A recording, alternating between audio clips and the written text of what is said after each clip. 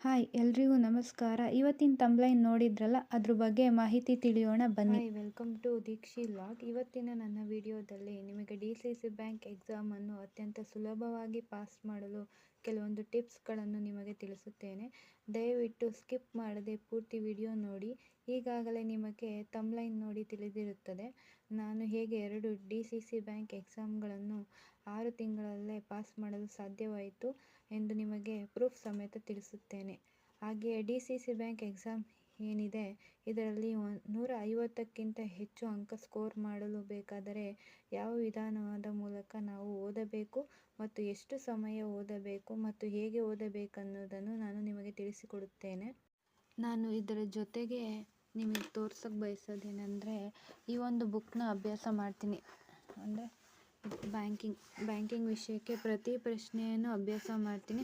ಇದರಲ್ಲಿ ಡೈಲಿ ಒಂದೊಂದು ಪ್ರಶ್ನೆಯನ್ನು ಒಂದೊಂದು ಕ್ವಶನ್ ಪೇಪರ್ನ ರೆಗ್ಯುಲರಾಗಿ ಓದ್ಕೊತೀನಿ. ರೆಗ್ಯುಲರಾಗಿ ಓದ್ಕೊಂಡ್ರೆ ಏನಾಗುತ್ತೆ, ಮೊದಲನೇದಾಗಿ ನಾವು ಯಾವುದೇ ಎಕ್ಸಾಮನ್ನು ಪಾಸ್ ಮಾಡಲು ಫಸ್ಟು ಟೈಮ್ ಟೇಬಲನ್ನು ಕರೆಕ್ಟಾಗಿ ಹಾಕ್ಕೊಬೇಕು.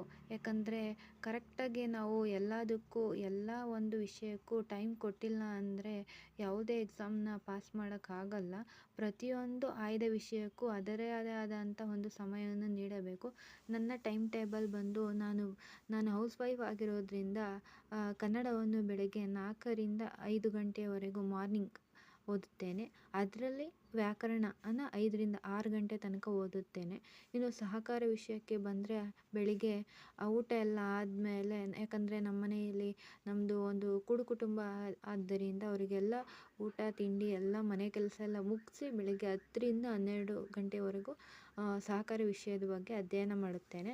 ನಂತರ ಮಧ್ಯಾಹ್ನ ಲಂಚ್ ಅವರ್ ಆದಮೇಲೆ ಎಲ್ಲ ಕೆಲಸ ಮುಗಿಸಿ ಮತ್ತೆ ಬ್ಯಾಂಕಿಂಗ್ ವಿಷಯನ ತಗೊಳ್ತೇನೆ. ಅದನ್ನ ಸಂಜೆ 3ರಿಂದ 4 ಗಂಟೆ ಓದ್ತೀನಿ. ತಿರ್ಗಿ ಸಂವಿಧಾನವನ್ನು 4ರಿಂದ 5 ಗಂಟೆವರೆಗೂ ಓದುತ್ತೇನೆ. ನಂತರ ಇಂಗ್ಲೀಷ್ ವಿಷಯ ಬಂದು ರಾತ್ರಿ ಊಟ ಆದ ನಂತರ ಎಲ್ರಿಗೂ ಕೆಲಸ ಮುಗಿಸಿ ಎಲ್ಲರ ಕೆಲಸವನ್ನು ಮುಗಿಸಿ ನನ್ನ ದಿನನಿತ್ಯದ ಕೆಲಸವನ್ನು ಎಲ್ಲ ಫಿನಿಷ್ ಮಾಡಿ ನಂತರ 9ರಿಂದ 10 ಗಂಟೆವರೆಗೂ ಇಂಗ್ಲೀಷ್ ಅಧ್ಯಯನ ಮಾಡಿದ್ರೆ ಸಾಮಾನ್ಯ ಜ್ಞಾನವನ್ನು 10ರಿಂದ 11 ಗಂಟೆವರೆಗೂ ಅಭ್ಯಾಸ ಮಾಡುತ್ತೇನೆ.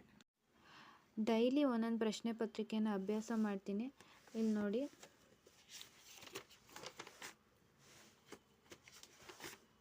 ಒಟ್ಟು ಇದರಲ್ಲಿ 20ರಿಂದ 22 ಕ್ವಶನ್ ಪೇಪರ್ ಇದೆ. ಇದರ ಜೊತೆಗೆ ಸಹಕಾರದ ಸ್ಪರ್ಧಾತ್ಮಕ ಪರೀಕ್ಷೆ ಪ್ರಶ್ನಾಕೋಶ ಎಲ್ ರಾಮಚಂದ್ರ ಅವರು ಬರೆದಿರುವ ಈ ಒಂದು ಬುಕ್ನೂ ಸಹ ನಾನು ಓದ್ತೀನಿ. ಇದರಲ್ಲಿ ಏನಪ್ಪ ಅಂದರೆ ಒಂದೊಂದು ಪ್ರಶ್ನೆಗಳಿಗೆ ಕೊಟ್ಟಿರೋ ಉತ್ತರ ತಪ್ಪಾಗಿದೆ, ಅದನ್ನ ನೀವು ಕರೆಕ್ಟಾಗಿ ಚೆಕ್ ಮಾಡಿ ಸರಿಯಾದ ಉತ್ತರನ ನೀವೇ ಹುಡುಕೊಂಡು ಓದಬೇಕಾಗುತ್ತೆ. ಯಾಕಂದರೆ ಒಂದೊಂದು ಪ್ರಶ್ನೆ ಉತ್ತರಗಳು ತಪ್ಪಾಗಿದೆ. ಆದ್ದರಿಂದ ಇದರಲ್ಲಿ ಒಂದು 20ರಿಂದ 22 ಪ್ರಶ್ನೆ ಪತ್ರಿಕೆ ಇವೆ. ಇವನ್ನ ರೆಗ್ಯುಲರಾಗಿ ಓದ್ಕೊತಾ ಬನ್ನಿ. ಅಂದರೆ ಯಾವುದೇ ಪ್ರಶ್ನೆನೂ ಅದರಲ್ಲೂ ಸಹಕಾರದ ವಿಷಯ ಪ್ರಶ್ನೆಗಳು ಪ್ರತಿ ಎಕ್ಸಾಮ್ನಲ್ಲೂ ಪುನರಾವರ್ತನೆಯಾಗಿರ್ತವೆ. ಆದ್ದರಿಂದ ಚೆನ್ನಾಗಿ ಓದ್ಕೊಳ್ಳಿ, ಪ್ರಾಕ್ಟೀಸ್ ಮಾಡಿ. ಕೊನೆಯದಾಗಿ ನಾನು ತಂಬ್ಲೈನ್ನಲ್ಲಿ ತಿಳಿಸಿರುವ ಹಾಗೆ ನನ್ನ ಮೊದಲ ಪ್ರಯತ್ನದಲ್ಲೇ ನಾನು ಯಶಸ್ಸು ಕಂಡೆ. ನನ್ನ ಹಾಗೆ ನೀವು DCC ಬ್ಯಾಂಕ್ ಎಕ್ಸಾಮ್ ಪಾಸ್ ಮಾಡಲು ನಾನು ಹೇಳಿದಂತೆ ಈ ಟಿಪ್ಸ್ಗಳನ್ನು ಪ್ರತಿನಿತ್ಯ ಫಾಲೋ ಮಾಡಿ. ಖಂಡಿತವಾಗಿಯೂ ನೀವು ಕೂಡ ಎಕ್ಸಾಮನ್ನು ಮೊದಲ ಪ್ರಯತ್ನದಲ್ಲೇ ಸಕ್ಸಸ್ ಕಾಣಬಹುದು. ಹಾಗೆಯೇ ನಾನು ಹೇಳಿದಂತೆ ಇನ್ನು ನನ್ನ ಮೊದಲ ಇಂಟರ್ವ್ಯೂ ಲೆಟರ್ ಕೂಡ ಈ ವಿಡಿಯೋದಲ್ಲಿ ಅಪ್ಲೋಡ್ ಮಾಡಿದ್ದೇನೆ. ತಂಬ್ಲೈನ್ನಲ್ಲಿ ತಿಳಿಸಿದಂತೆ ವಿತ್ ಪ್ರೂಫ್ ನಿಮಗೆ ತೋರಿಸಿದ್ದೇನೆ. ನನ್ನ ಒಂದು ಪರಿಶ್ರಮದ ಫಲವಿದು.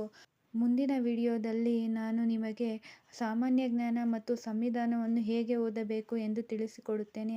ಹಾಗೆಯೇ ಈ ವಿಡಿಯೋ ನಿಮಗೆ ಇಷ್ಟ ಆಗಿದರೆ ದಯವಿಟ್ಟು ನಮ್ಮ ಚಾನಲನ್ನು ಸಬ್ಸ್ಕ್ರೈಬ್ ಮಾಡಿ ಮತ್ತು ಒಂದು ಲೈಕ್ ಕೊಡಿ.